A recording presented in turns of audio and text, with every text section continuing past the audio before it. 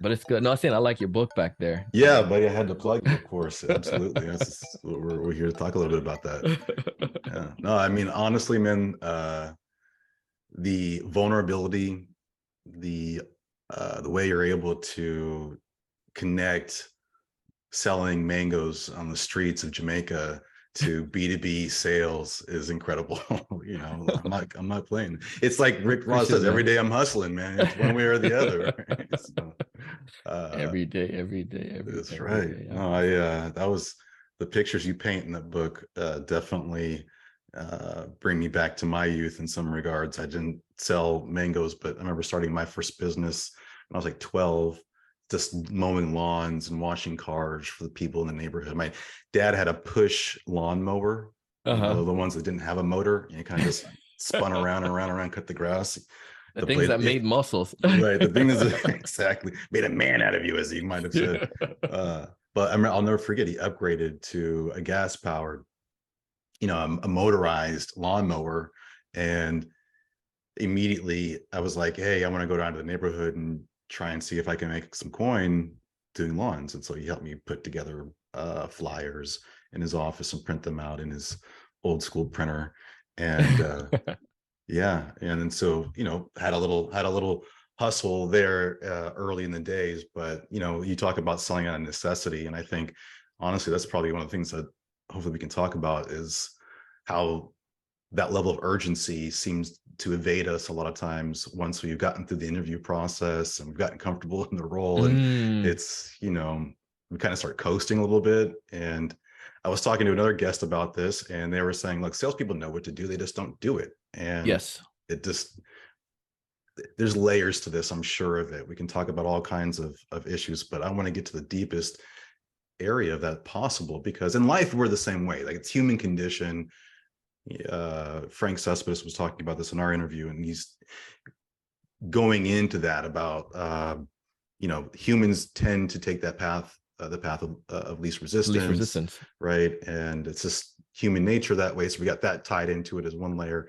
But when you got bills to pay and kids to feed, and like you and a wife to take care of, and these things, like, where's that urgency, man? Why aren't you fired up like what you were when you were looking for the job or when you were Hmm. interviewing for the job? Yeah, yeah, we can go into it, but yeah, it is definitely the you got to be in a state of uncomfortableness, and if you can put yourself in that, you may not necessarily be like that. We have, like you said, we have food, we have shelter, we have the basics taken care of, we have a secure job, so to speak. But how can you make yourself unsecure? And that's by making yourself uncomfortable, whether that's now I want to get a higher number, or I want to. One of my friends said they wanted to pay for somebody's adoption. I was Wow. like, well, that's 10K. So it's like, all right, now that pushed him to get outside of his comfort zone to go to somewhere higher. He's making whatever, say he's making, $120 a year. Now it's like, okay, well, I need to make $130 so I can pay for Right. this adoption or whatnot. But anyway, you just The gotta have some. engagement ring, Well, buy the house. I mean, sometimes it's yeah. not a I'm going to lose, or I'm going to be living under a bridge. It's how do I advance? And I feel Hmm. like sometimes, just like purchasing decisions, I think the stat was 70% of purchasing decisions are made out of fear. Chris Voss, I think his name Yeah. is. He was quoted that, and I feel like that's the same thing. I think that our success as individuals and as a lot of times it's out of fear. And if we don't have Mhm. that fear factor, if it's more of like progression, it doesn't have the same uh, compelling momentum. I don't think at least it seems like with like some folks getting married, starting a family, these things, buying a new car, buying a house, these life changes that we want to aspire to Mhm. are great motivators. I'm just saying that maybe losing those things might be a Yeah. bigger motivator. Mhm. Fair? Oh, yeah, for sure. Well, let's talk about family a little bit. I know I was doing my homework. You've been married just over 9 years, September Yeah, 22nd. So is your man. anniversary, I believe. Yep. And yeah, I try to do my homework. September So 27th. yeah, your son is how old now? He is 3.5. So February 3.5. He'll be 4 in August. August. Okay, cool. That's right. We Yeah. talked about it. I think he's a Leo, right? He's a Leo. He's a Yeah. Leo. And then you started your business. when did you make that transition? About what year did you make the transition from full-time seller manager to running your business? Independence Day was July 1, August 1 officially, 2015. Started a side hustle in 2013, 2012. 2012 started a podcast just to kind of share stuff. And then I had my first person reach out probably like that January, because it was December when it launched.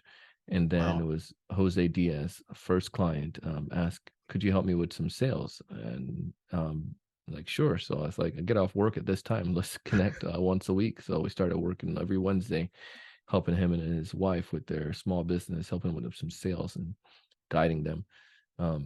And because he just saw the podcast post. And then somebody else, actually, I didn't know, Katie Henderson, one of the OGs in Destiny. Katie was in Alabama. Destiny was in Fort Lauderdale. They found the podcast and started to ask about coaching. Next 2 coaching clients came in. So I was like, there's something to this thing. There's something there. And then speaking opportunities started to trickle in little by little, free stuff, and then eventually got paid stuff. And so moonlighting like this and then getting mentioned in some magazines by 2014 was like, there's some little income coming in.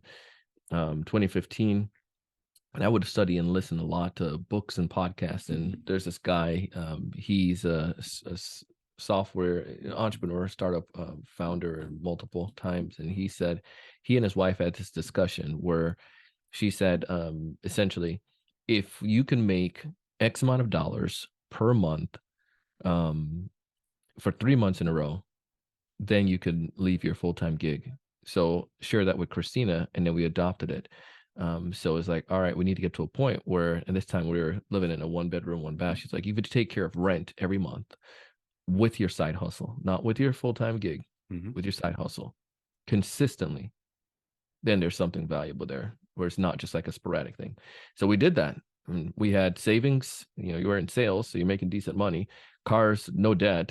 Cars paid off. Still we're paying some student loans. And it was just like the perfect situation. We didn't have our little guy yet. And it was like, all right, 2015.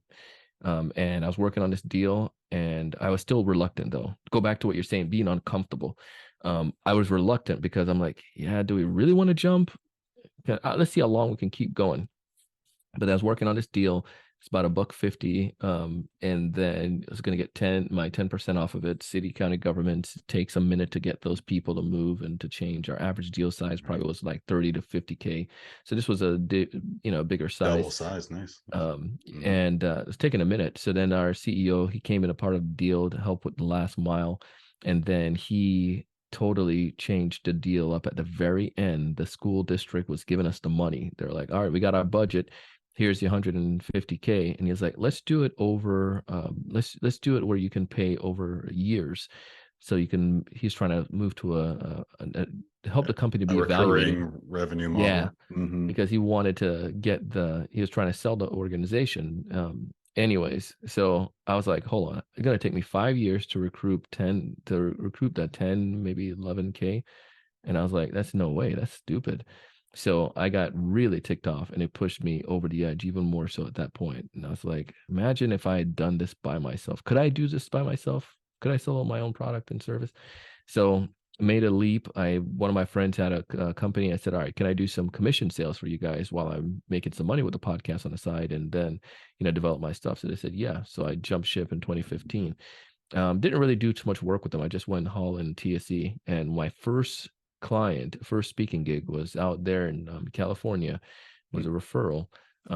First major speaking gig. They paid me, my wife, and I was talking to them. I told Christina, I was like, man, because it's hard to sell yourself versus selling a product and service. So I was selling myself, and I told Christina, and she was like, you need to charge them like 10K. And I was like, I can't do that. I was like, I charge them 8,500.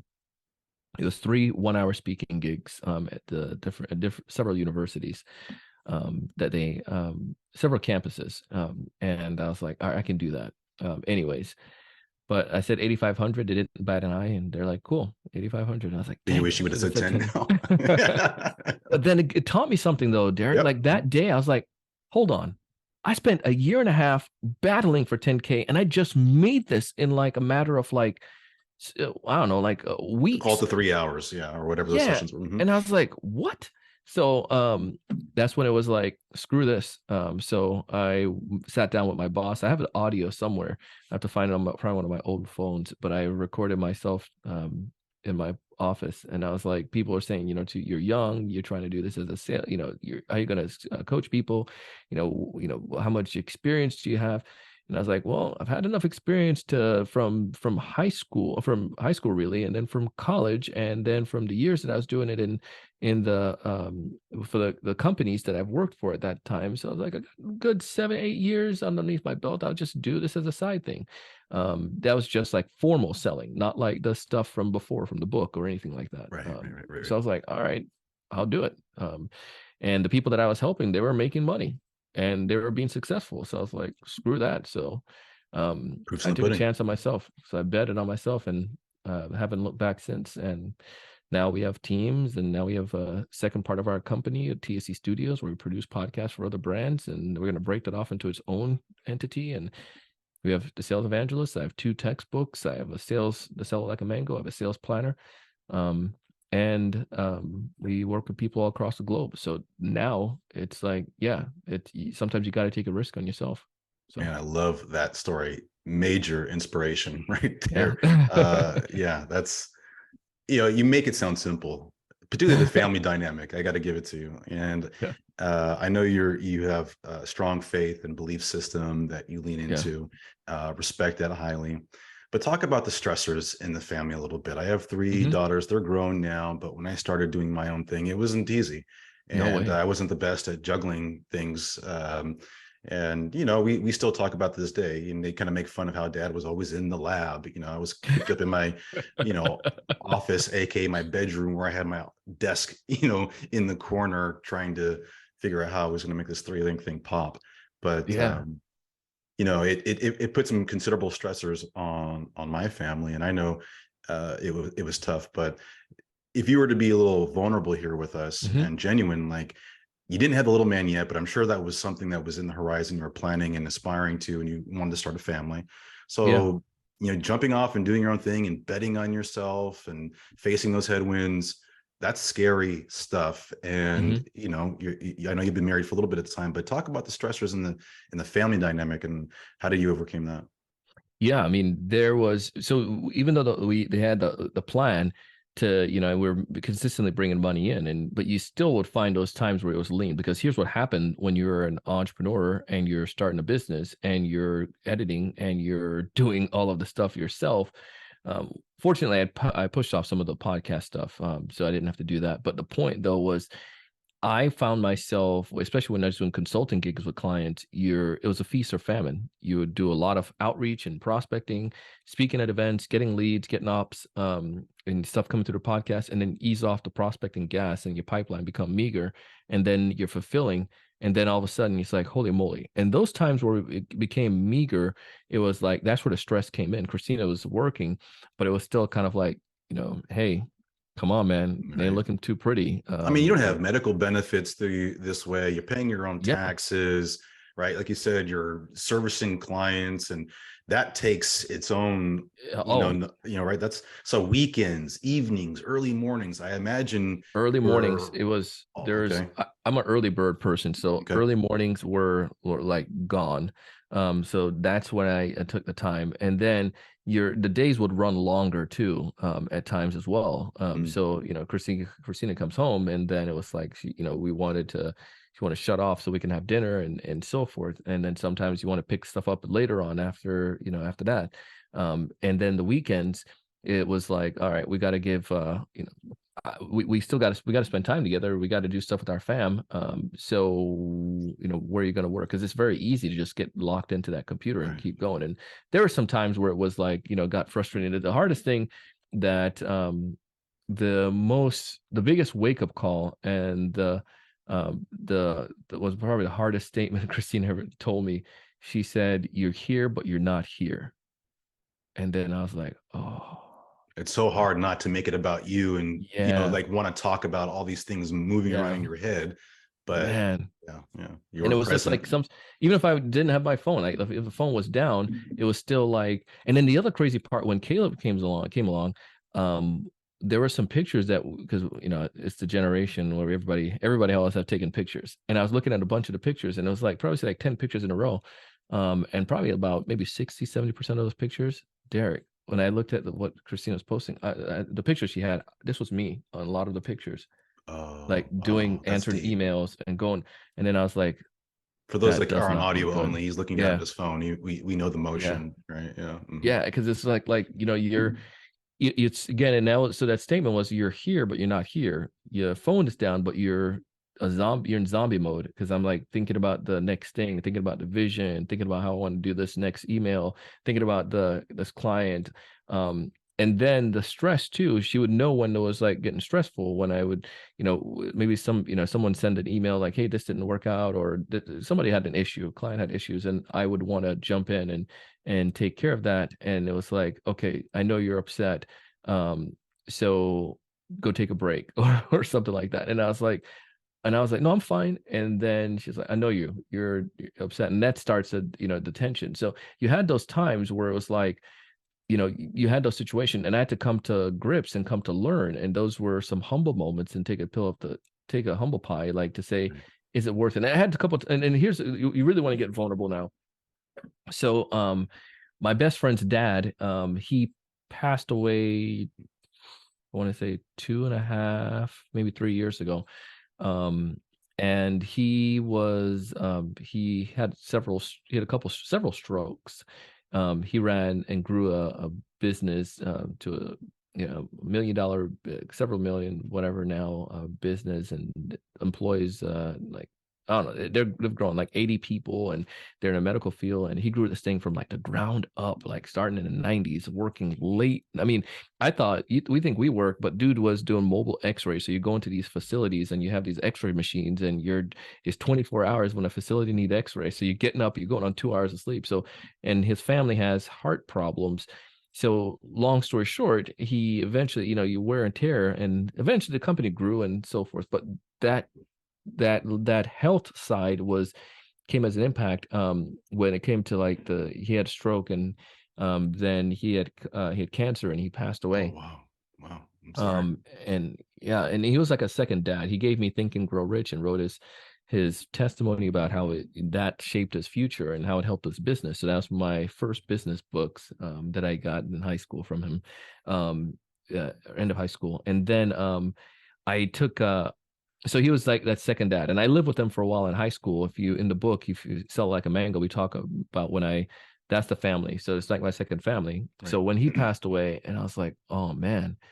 And then I remember just like getting stressed, and I was like, I don't want to have that happen to me. And Christina would think about that, like, what caused a lot of it is like your deep stress. Like, do you want to stress yourself to the point where that happens? Why don't you go back and get a full-time gig, if that's the case? And she would say that to kind of get me reset. And then I was like, and it was scary and it was sad, like to say, I don't want that to happen to you. I don't want you to get so stressed. I don't want you to have health issues.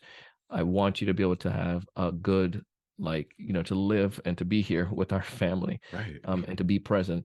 So all those things help me to realize things has to change. You got to have like the pieces, the emotions.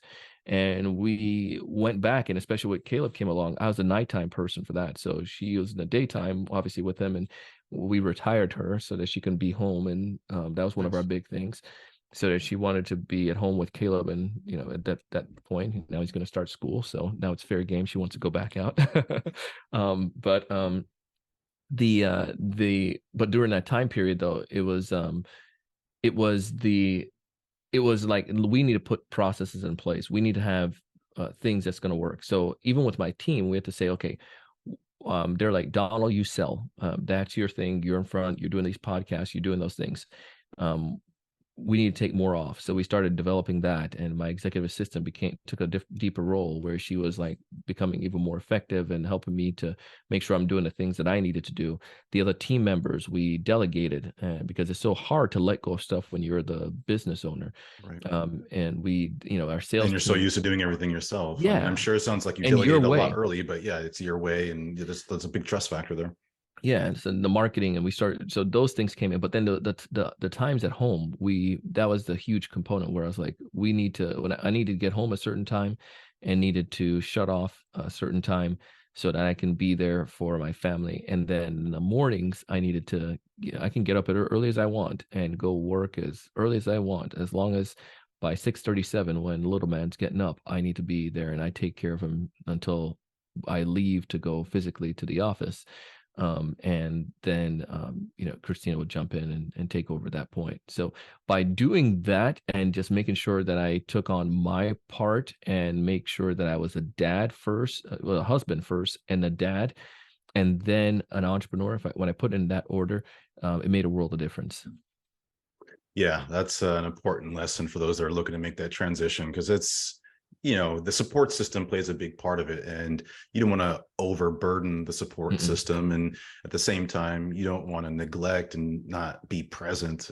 It's a tough balance to strike, and it takes everybody be on the same page, great communication, some compromise, and Yeah. realizing for me that it wasn't going to be perfect in the beginning, right? And Hmm. I was going to have to make whatever adjustments were necessary. Similar start in terms of moonlighting and whatnot, but it can be difficult. But it sounds like when you have that sort of right frame of reference in your approach to life, you mentioned family first. I think that's where it stems from. One thing I always try to tell folks who are starting out down this path, whether it's consulting or any other business where they're Yeah. following their passion, it could be real estate or fitness or whatever your thing is it's your thing. It's not theirs all the time, and we can't Yeah. try and put that on them. My wife has her own career, my kids have their own focus and desires, and you kind of want to have everybody pulled into this vacuum that you're creating with your ideas and this energy and obsession that you have, and controlling that's tough, man. Even if you're in a sales career and you're maybe moving from sales frontline seller, individual contributor to a management role, and you're really excited about that, and now you're willing to kind of do whatever it takes. In one of the books I was reading by Hilma Sore, the top five secrets of a sales coach. In Hmm. the beginning of the book, he has this character Arlo. It's making that transition, and what I love about it is you can totally relate, because it really goes through the lens of the sacrifices that they make, right? You get obsessed, you Mm. get really focused on things, and you want it all to work out, and then it doesn't work out, and it's a tough go a lot of times. And whether it's changing careers, following your passion, starting a business, whatever your thing is, it's somehow we have to internalize it ourselves and manage that effectively, because it'll drive you nuts otherwise if Of course. and the voices around you, quite frankly. Well, thanks for being open with me. Yeah, I for appreciate that. sure, I man. think, Yeah, we do call this the Sales Consultant Podcast, and you've been doing a lot of advisory work and coaching and so forth, and starting, even multiple businesses now. I think it's important that those that have similar aspirations are listening, and get to listen about your journey. So let's transition a little bit. Talk about the book. sure. I have it here behind me, Selling Like a Mango. Again, Yeah. go grab it if you haven't. Um, One of the lessons that you shared, I believe, in your podcast ties into the book, and it's around the Dream 100. Mm. If you don't know what I'm talking about, go grab the book.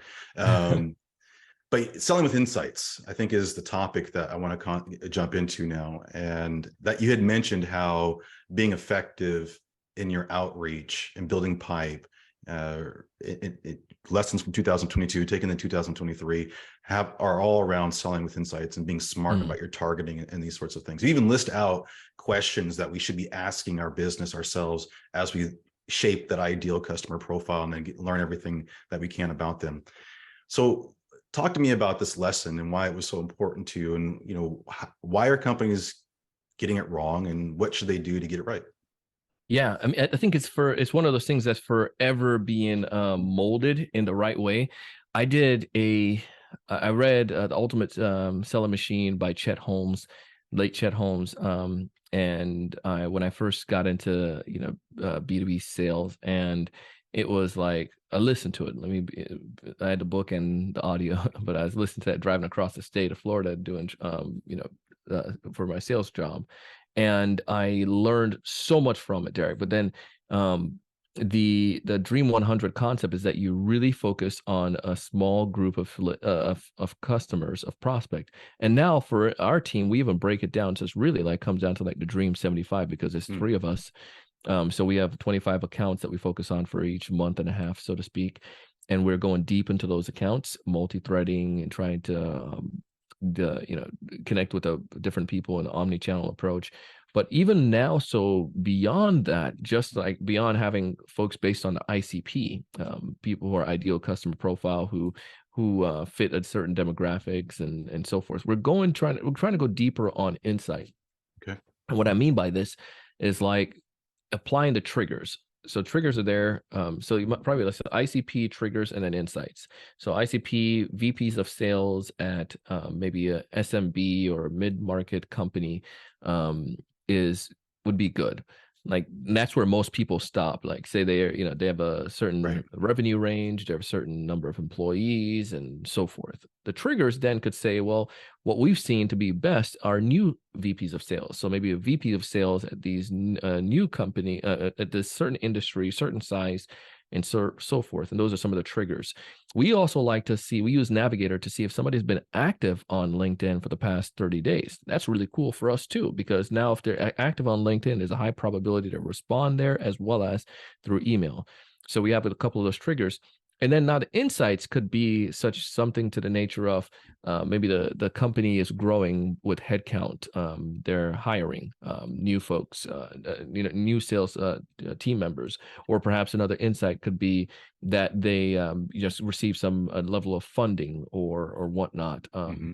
Or perhaps they are, read some of their 10K or did some basic research on that and saw that they're looking to expand over the next year or so. So we have some insights that we could go into those conversations with the triggers of those companies, the new sales leaders, and they fit our ICP. By doing that, now it makes our list more rich. And then as we're reaching out to those individuals now, like those maybe the three main people, Right. VP of sales, director, and maybe somebody over that handles enablement of some sort of as a mid-market company, then now we have different things that we're going to tie to each of those individuals within that organization. And it makes such a world of difference because again, the insights that we have. And then if you're using intent-based data, if maybe now you add on to that they're searching for things around sales education or pipeline building. So that makes it so much more focused. So then now our team, as they're doing these outreaches, have a much higher propensity of getting in contact with someone and having a meaningful, what we call meaningful conversation. The BDRs, KPIs we look at are meaningful outreach, meaningful conversations, and appointment set, just to keep it really skinny on the KPIs. KPIs. Hmm. But those three helps us to ensure. I mean, by doing this type of insight led, like top of funnel list or Dream 100, it then makes it very, very effective for us to have better success and increases their productivity and excitement when they're having conversation and setting appointments. So you mentioned the order of operation in Mhm. sort of prioritizing the insights, firmographics, and then the other layers that you had mentioned getting. And so, Some triggers. yeah, the triggers and insights, these things shape you down to a smaller number of accounts, right? And so I think that's Hmm. one important lesson is it's not about more, it's actually about less is better, right? Yeah. And getting really, really finite about who can inhale your product now, right? Yeah. It's the propensity analysis that you're going through. You might start out with a TAM of 3,000 SMBs, mid-market companies that you think you want to go after based on firmographics, but when you layer in the insights and the triggers that we've talked about, then you get really down to maybe 100 companies that you really want to throw all your eggs in the basket on. Yeah. How do you operationalize this right now? You mentioned Sales Navigator, um, job changes, insights. I know Zoom Info dominates the market when it comes to a lot of the data that's fueling our go-to-market motions. But any other tools that you're using and any other strategies around operationalizing the insights? Yeah, we chose to use Apollo.io. Okay. So we have Apollo integrated to our our LinkedIn and our and Navigator. So we're able to get that, we're big believers in direct dial. Hmm. I was skeptical about it being a '90s kid, right? You know, it's like you don't mess with people's cell phone, man. Right. Early 2000, you don't waste my minutes, man. How you get my phone No, you number? didn't. But you come to realize that it's way appropriate now. People don't mind that, and oftentimes they may have a direct dial that may be a company phone or whatnot, cell phone, or they recognize that it's the time we live in. Cell phone is the number that we use. So we use that through Apollo. We have our sequences go through Apollo as So well. just to be clear, you're surfacing contact level information out of Apollo's instance, right? So Mhm. you're identifying individuals and people insights, so account and personalization points through Sales Navigator. But when it comes to getting that phone number, getting that email address, getting Yeah, that served up into your database, you're leveraging Apollo.io for that. And then yeah, because their system has both sides worked out, where there's the engagement platform module, if you will, you're just moving people right into those Apollo.io sequences as well and exactly, doing your outreach from there. So pretty exactly. seamless in terms of workflow, it sounds like. Yeah, very, very, very seamless. Makes it easy for our team to then be able to utilize it. And that motion just kind of again simplified. We didn't want to Right. overload the the sales tech stack. I mean, there's other stuff that we take advantage of too in our phone feature. We don't use Apollo's phone feature. We Mhm. use Just Call for that, so we have the ability to send them the text messages right away and email. So we use that in that motion. Um, Where does text and come in for you? Are you doing text in your outreach when it's still cold? Or are you using text after you've had a conversation or when they're further down the funnel? Like I think where most people are comfortable using text. But you mentioned direct dial. You mentioned it's just the way we do business these days. And how we communicate as people is through text. So are you moving text as a use case higher in your funnel, if you will? So earlier top of funnel, you're dropping a text to someone it's maybe not you've never spoke to. yeah, we do it as one of our BDRs. He experimented and he saw good results, and that's one way we do it. Before you experiment, then we run with it. But the way that we're doing it is more of the advertisements. Okay. So then have it as another touch point. So my text, say the email was tailored to you again. You're and whatnot. You got the first email, maybe you opened it. We're doing that for phone call, doing outreach. I will say in that voice message something to the nature of, "Hey, Derek, it's Donald. We connected on LinkedIn a couple weeks ago. I dropped an email about the LinkedIn prospecting course. I'm going to send you a quick text if it's easier to respond there. Feel free to reply there or whatnot." So then now it continues the story where now you're looking for that text. You Mhm. know that I sent the email as well, and then now when in a text message, "Hey Derek, it's Donald. Again, feel free to reply here if it's easier, if it's something you're open to or not." And then I can get a yes or no. That's all I want on my first outreach. And if I get a yes, yeah, or get a no, not right now, at least I know I can then park that. Right, right, We're right. multi-threading, so maybe the motion is still going for maybe the CRO and also for maybe somebody over enablement, right? So that way we're That person you've ceased to outreach on because they're said, no go for whatever reason. And yeah, so you keep on down the path with other folks that are in that organization that you haven't heard from potentially. yeah, at least to generate the interest, Yeah. Mhm. and maybe that can reignite something later on. But if Yeah. you have the top cheese, CRO says it's not in our motion, not we're doing nothing we're doing right now. You want to make sure that you don't try to step on people's foot at that point. Yeah, Cease and going to desist. his direct reports and then still Yeah, trying to push it up, which it's just going to end up in his lap anyways. exactly. So at that point, we move on to the next one. So now Right we on. got 25. We drop it down to put 20, put the next one in there, and then at that point, we leverage something in our business too. So everyone's don't know secrets now. A lot of people do this too, but this is how you make sure your podcasts generate money, as well as then we train our BDRs to say like, "Hey, Derek, appreciate know that's not a good fit right now. I'm not sure if you're familiar with podcasts. Our CEO Donald runs a popular sales podcast, always looking for amazing guests. Would you ever consider being a guest on a podcast?" Now I have a 30-minute interview, 30-minute disco with them, but not really a disco. I get to have a conversation with them, and But you get some FaceTime, yeah, and that's the struggle that yes, we have to overcome, is how can I get in yeah, front of this person and get that dialogue started in some capacity or another.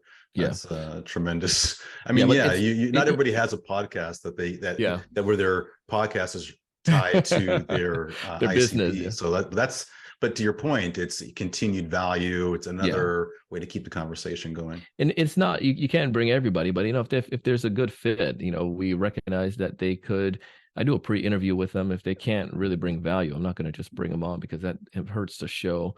But they got to be somebody of value, at least have the conversation, and at least builds the relationship. And then 6 months down the line or whatnot, I might say, hey, Donald, we're doing a sales kickoff. We had touch base before. Let's connect. Sure. And that opens the door for other ops. So. Love it. And you started in 2012 the podcast, and I think if Yeah. I was paying attention, doing my homework, you have over 1,600 interviews done. Is that Right. right? Well, yeah. Well, so pretty darn close to the 1,600 interviews, because some of them were solo shows. Okay, So I'd still. probably say over about 1,000, over 1,000, maybe 1,100, 1,200 Wow. interviews.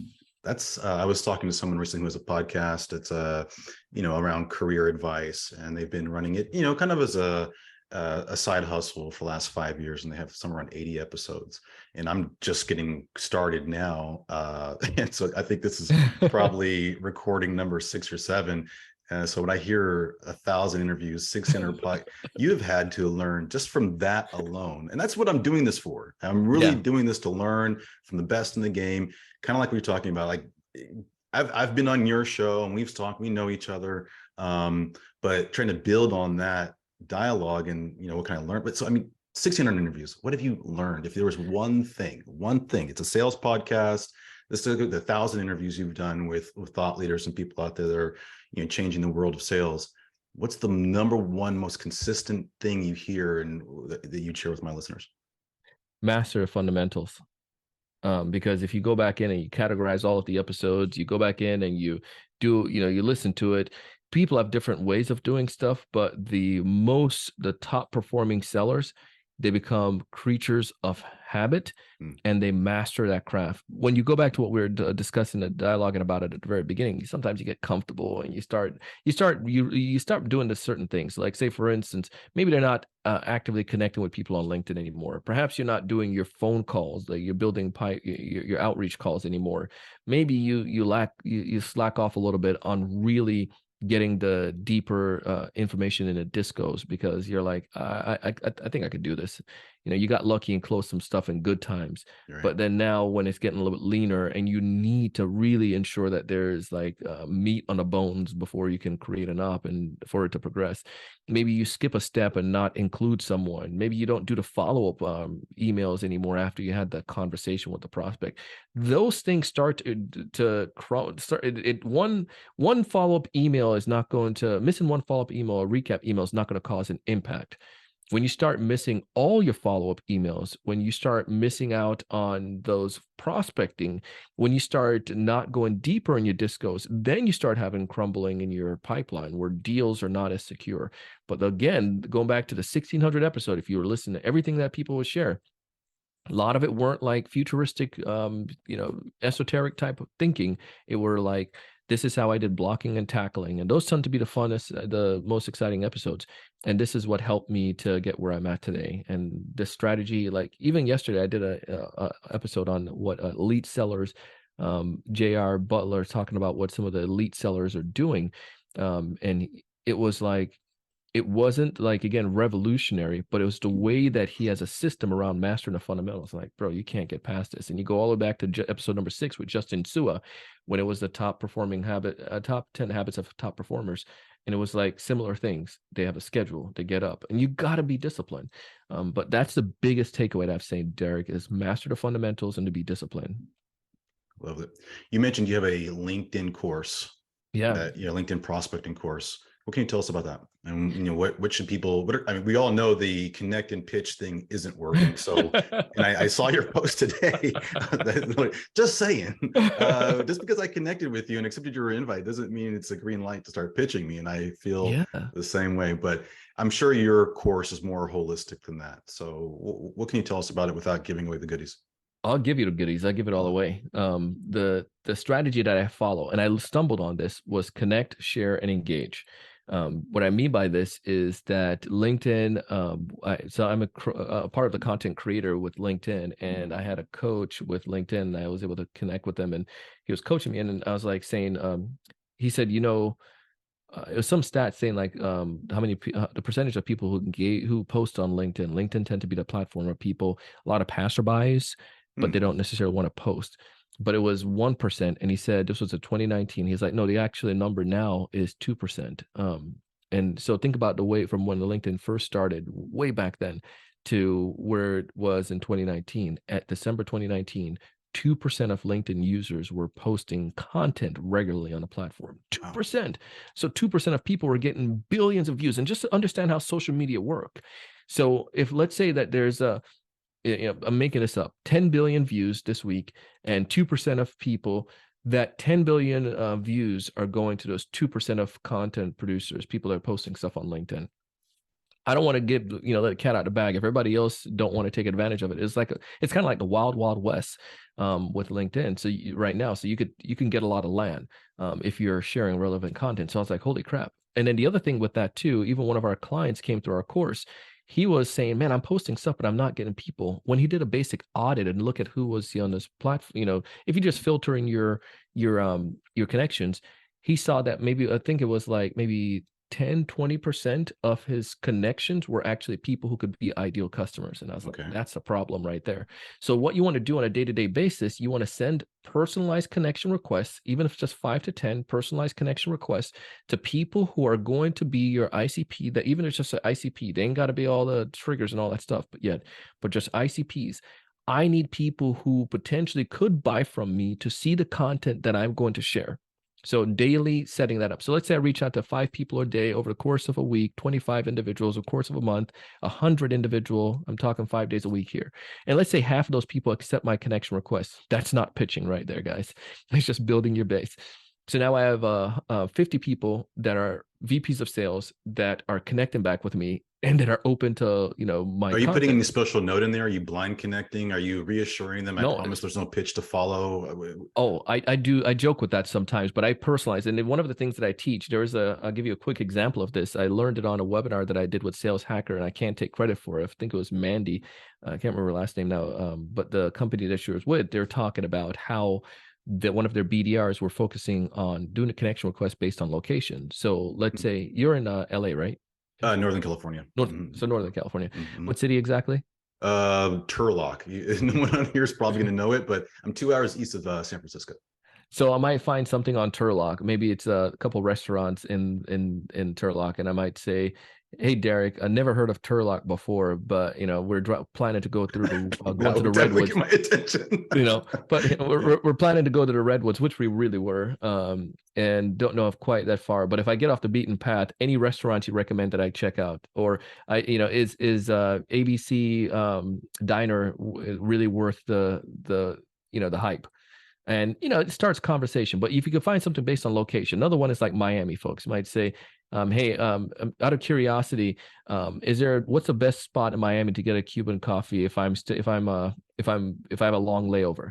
You got to go to this spot. People love to talk about their place, but it's a unique personal connection. Right. And I was like, that's genius. So I did one with Atlanta, and I tested it out with this kid trying to get in touch with his boss. So I said to him, hey, Varsity Burger, is it really worth the hype? And we did a PS, permission to connect here on LinkedIn. He accepted my connection request, and that's where most people go pitch. But he's not even a decision maker. But I said to him, So thoughts, dot, dot, dot. And he was like, yeah, you can definitely go to varsity as long as you can go to the bathroom afterwards. And we chat. Just keeping it real. And then his boss later on responded to my message because I'm sure that circulated amongst their small sales team or had a conversation. And Right. then next thing you know, I got the appointment. The point is, it was a personalized, and you don't have to use And your restaurant, but the point is, creativity. I mean, that's the thing yeah. too. You're using And creativity. Mhm. it doesn't require a lot these days, but all you have to do is just maybe you could base on location, maybe something. Don't just. I see you went to the University of Maryland. Like, give something maybe specific that they could relate to as a human being. Or as a default, I tell them, hey, I use this one. I don't have a really cute message. I don't have a cute connection request. I just saw that you're in my industry and look like somebody cool that I'd like to learn from. Promise not to pitch you, permission to I connect here got on one of those LinkedIn. just yesterday. It was exactly Yep. that. Yeah. I promise there's no pitch to follow was somewhere in the message. And Yeah. it was, it looks like we're in the same space, thought we might connect. And look, that's what we're here to do. People are going to LinkedIn to learn, for Yeah. jobs, and to network. Those are like the top three things that it's all designed around, right? And what people really engage with there. So if you're immediately going to let me sell you something, then it's just, I mean, I hate to use the, beat up example of walking to a bar and trying to holler But at it works. somebody and just It's true. immediately just saying, hey, you want to go home with me or whatever. It's just come on, It does. buy me Yeah. a drink. That analogy just works over and over Yeah. because it's just gets people, it makes so much sense. And here's the thing, what I've seen with it though, I'm willing to accept a pitch from salespeople if that pitch is good enough, but not necessarily. I don't want that in a. It's going to give me a major turnoff if it's going to be a LinkedIn, like, connect and pitch. But let's say, for instance, I'm connected with you, and then you sent me an email and you tie something back in of value. Seems like email is just more appropriate. It's like, okay, pitch me there Yeah. rather than on this. But if you say, say, hey, Donald, Varsity Burger is on Varsity Burger. My subject line might say, not going to varsity, dot, dot, dot. You're going to open that email like, Derek, thank you. I appreciate the insight you gave on varsity. Now I want to give something back to you. Right. As a new sales leader, one of the things I know many folks are really The concerned about. hook. That's the hook they always talk about. Like, how are you going to hook it in? Exactly. Yeah. Because it's So, yeah, you went to XYZ school. Great. Well, we have this new product that you should check out. Whoa, where's the hook? Where's the tie-in, man? Yeah. so, but that makes them at least open to have the conversation with us. So the connect idea again, connect with your ideal customer, build up your base of those people, share relevant content. All you have to do, we teach people what kind of content they can share once a week. And I'm not talking about being an influencer. I'm just saying a human being. My BDRs do this and they get appointments. LinkedIn polls right now are an easy peasy way. But when I do a poll, I have like one of my polls now, 109 people actually connected and voted on that poll. A lot of them are going to be people, again, who are my ICPs that are seeing my stuff and start conversation. You might vote on one of them. Derek, man, it's been a minute. How you been? Thanks for voting on the poll.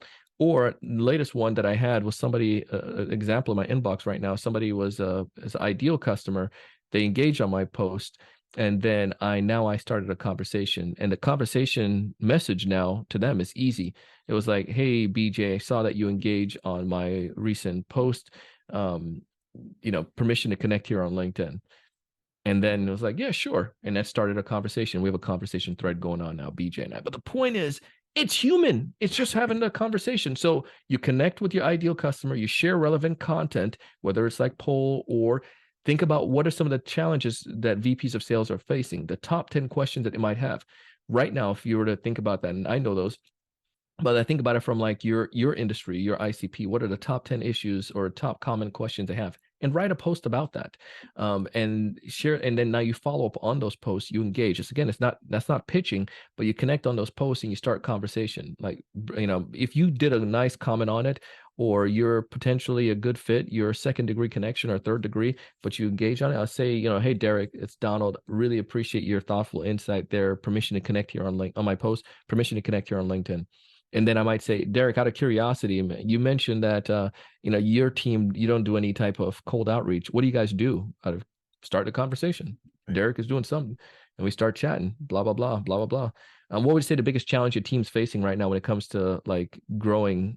When it comes to, even if they're not necessarily doing a lot of cold outreach, what do you guys, when it comes to getting a lot of inbound? Well, they're not following up on time.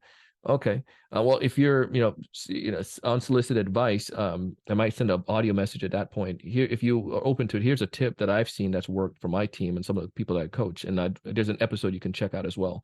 And you say, cool. If you're open to it, I can jump on a 5 to 7 minute call one of you these Low days and share pressure. a bit more. Yeah, I'm open to that. Book a 5 to 7 minute call. I give the tips, and then Donald, tell me a little bit more what you do about the program. Oh, well, Creating we do. curiosity. That's all it is. And then I tell them about it. I'm like, okay, well, we have hiring some BDRs. We need to get them up on going. Let's put something together and see if we can get what they might do in the next cohort. Awesome. And that's now you got the pitch. And we teach people how to use Navigator as well. You can go and get Navigator, the videos that Navigator have, which is awesome. We go in a little bit deeper and talk about some strategies specifically with how to utilize Navigator to help in your sales effort, because many people have it and don't take advantage of it. Is that the engage layer for you? Is the Navigator piece? It's a little bit, it's some of the free stuff on LinkedIn, free capabilities, like engaging with people on your post, engaging with people based on their posts, triggers, if they have any. Exactly. Taking advantage of industry and industry events, or some of your industry posts, taking advantage of people who follow your organization, engaging with human beings, because most people just don't do that. And then here's the other one too, a secret one. Let's look at my connection right now. I have 14,000 people that are following me on LinkedIn. There's gotta be at least 10 people in there who probably want to do some kind of business this year, but I don't have conversations with them all of the time. But that's the strategy we teach, is that you need to connect with those base rather than just your post. Send a connection request. I might say, hey, Derek, it's been a minute since we connected. Just saw your company did blah, blah, blah. Just want to jump by and say hi. If there's a promotion, instead of you sending out congrats on a promotion, might say, this is what I do. So you guys can steal this, by the way. I say something to the nature of, Derek, saw that you got the new little birdie. I always use that one. Little birdie mentioned that you got a new role. You just got a new promotion. Congratulations on that. What's the first order of business? And then you might say, man, and I'm looking at sales tech. Thank Donald. Next thing I'm looking at is some sales tech stack. I'm looking at this thing. And especially if you're a VP of sales, because I build up my network of those people who could be my ideal customer. Hint, hint. Conversation starter, man. Come on, man. It's money in the bank. Or if it's a birthday, you may get a song from me. Might say, happy birthday, Derek. I'm driving on a car and I'm like, I know I can't sing, Derek, but I just want to say happy birthday, man. Hope you're doing all right, bro. Have a good one. Enjoy it for me. Yeah. But then it's just these little things. Yep. So then now when you do get, and then here's this works. It works. All of you try it and then send me a connection request and tell me about it. Do this. People you're connected to, like for me, I've been pouring into my audience and community for however long now. What I do, and I know some of you are going to get this message from me, I just send a message to a list of people in my network, and I say something to the nature of like this. Maybe it's like 10 or 20 of them at a time. Derek, permission to ask a question. They're like, oh, it's Donald freaking Kelly. Man, shares all kinds of good stuff. Hey, yeah, what's up, Donald? And then I give my pitch there. But these are people that I'm connected to, because you have connections and people are willing to do so. Might say, Derek, I noticed you guys are growing, the team's expanding. Obviously things are, you probably don't have time to take care of this, but I'm not sure if you're familiar with our business development program that teach BDRs how they can get up and running. Is that something you would be open to learning more about? Yeah, it's a cohort-based program. Yeah, let's set up a time, Donald. It's non-threatening at that point because I've given so much. And think about how many connections that you all have, but people don't do that. So we teach people how to maximize LinkedIn in that sense. No pitching there, like, connect and pitch. It's connect, share, engage, connect, share relevant content, and engage with people. Love it. And again, to clarify, LinkedIn is not a shortcut. It's more of a long game, right? It is. So yeah, we got to make that clear for people. That's why connect and pitching doesn't work. Do you have time for one more topic, one more question? Bro, let's go. I'm here all day. Well, we're launching this podcast in February. We're both two Black men in America, and it's Black History Month next month. We're recording 100%. Now in January. We're launching next month in February, just for clarity for the listeners here. I want to get your take on diversity in sales. Why is diversity in sales so important? And particularly, can you layer in, going back to your journey, what it's like to be a thought leader in sales, because there's even fewer of us. Yeah. So diversity in sales, I mean, the studies that's proven this over and over again that the teams that are diverse have greater have seen a greater increase. And I mean, just logically, it makes sense, right? Right. And so diversity, what I mean by this too, a little bit deeper, diversity in race for sure, Right. diversity in genders for sure, diversity in in backgrounds, Education. in education. Yeah, somebody Hmm. from like, who's from like say from the South compared to somebody who's from like Milwaukee, it's going to be totally different walks of life, but those people can engage. If everybody on your team looks the same and you're going to reach out to a bunch of you're reaching out to some folks who are, some brothers, it's like, I don't know, but if I have people on my team that are more diverse and maybe that I feel I can relate to, that does help. If you're recruiting from one school, that's kind of stink. But if you're recruiting people without a formal education, as well as people with formal education, they have some life skills there, because the hustle that they're doing in their sales roles or in the jobs that weren't necessarily sales role, they can bring a lot to the table on that. So the diversity of thought and ideas is critical, but it's specifically when it comes towards the opportunity for wealth creation. Sales is one of those areas that you don't necessarily need, and cybersecurity is another great part too. And Hmm. cybersecurity sales is even that much greater. But if you and if I could go back, that's where I'd go right now, Derek. If I was to pick a gig, by the way, Cybersecurity, cyber. Got it. Yeah. Yeah. cybersecurity sales. But the point though is that their sales have this capability to help individuals without a lot of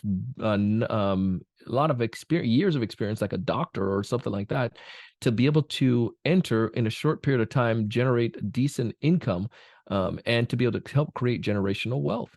And it's such a powerful avenue. And sometimes people don't, people of color, I'm just going to say straight up, like Black folks that I know don't necessarily think so or know about that, because they're used to the game of like sales being like the insurance agent or the Avon person, which is nothing wrong with that. But there's ways that there's a lot of opportunities, and we need to give that opportunities to people that could help them, and also that definitely going to help your organization. So you got to have that diversity involved in your company. It's going to help you to, it's the right thing, and you're going to help to make more money as well. And I feel as well, for just for you and I want more people who look like us to be able to be in sales, just for that purpose, to let them know that what the grass over here is good. It's not that it's always greener. You're going Right. to have your Right. struggles, but there's an opportunity here in professional selling, in tech sales, in B2B selling, that Period. you can take Hmm. advantage of, that you didn't quite necessarily know about. And I don't know if I keep going on that ride, but that on a topic, but that's, I'm passionate for it. And I'll give you one last story. So my little brother, he came and work with me. He came to work with me, and he did he and one of my friends, and we were doing a sales meetup when I was, before I started building TSC and to have like my own location and for hired people. And then I was just thinking, man, I go to all these companies and all the trainings I give, I don't have people that look like me in those. So I'm like, do you guys want to do some work with me? And we did start off with doing some commission stuff before I could, really start paying. And then next thing you know, they started to, you know, we just started to continue and improve, and the company started to do better, and I hired them. And it was cool because now they got a skill. If I can just part one skill to them that I have, that I'm giving to people who are paying hundreds of thousands of dollars for the stuff that we have to teach, and part this on to my family and friends, I felt really good. And now that we were able to do that, and they were able to get into communities and places that they weren't able to do before. So the whole team, the whole family came along for that ride, so to speak. And you got to look out for that. And it just was super excited for that. And it was a little proud moment that I was able to do that, to help my family, to give them something that I have, the skills, so that they can utilize in for their life. So, anyways. No, I love it, man. I love your points about the neurodiversity that having diverse staff helps with, right? The Mm, difference in ideas and thought processes, though, coming from different walks of life, you get to blend all that together. And I think yeah. what we think about when we think about strong culture is that, culture is really the culmination of all of our individual personalities and work ethics and backgrounds coming together in some level of harmony. And I Yeah. think you get more diverse in that respect, more you can feather that out, the stronger your culture, I think it sounds like you're saying would play in. I got to say, seeing you in the outbound stage, which is a huge stage, Yeah. yeah, up there with guys like Jed Blount and those folks, that was a very proud moment for a brother like myself who has aspirations to get to levels like that and beyond, right? So yeah, Yeah. there's not a lot of us out there, and I love to see what you're doing, and you're doing a phenomenal job. The book is excellent. I appreciate the interview today. Where do you want to point people to find you? Yeah, if you want to connect with me, here's what I'd like for you to do. Two things. One, you can go to LinkedIn and connect with me, Donald C. Kelly. You can find me on all platforms, by the way, that Donald C. Kelly. Bonus tip, you can do this with me and do this with other people. But if there's somebody you really want to follow in their crowd, if there's a big line at the front of the restaurant, try to find a different way in the restaurant. And another way in to get close connection with me is through Instagram, because I didn't really push marketing that side too much. So we have like 4,000 followers. So my inbox is not as crowded as LinkedIn. So just a hint on that. There you go. If you're trying to So get into Donald, you got to find the omni-channel approach, man. It's not just about you LinkedIn, do it. Twitter, Twitter, Instagram. I mean, I know we go back on Instagram. We go way back on easy. Instagram. Yeah. And that's actually where I got the data point on the anniversary is, Yeah. looking through your page and figuring out when seeing that anniversary. But anyways, my best to the family, your Thank wife you. and son. You're doing great things for us and for the culture as well. We appreciate you.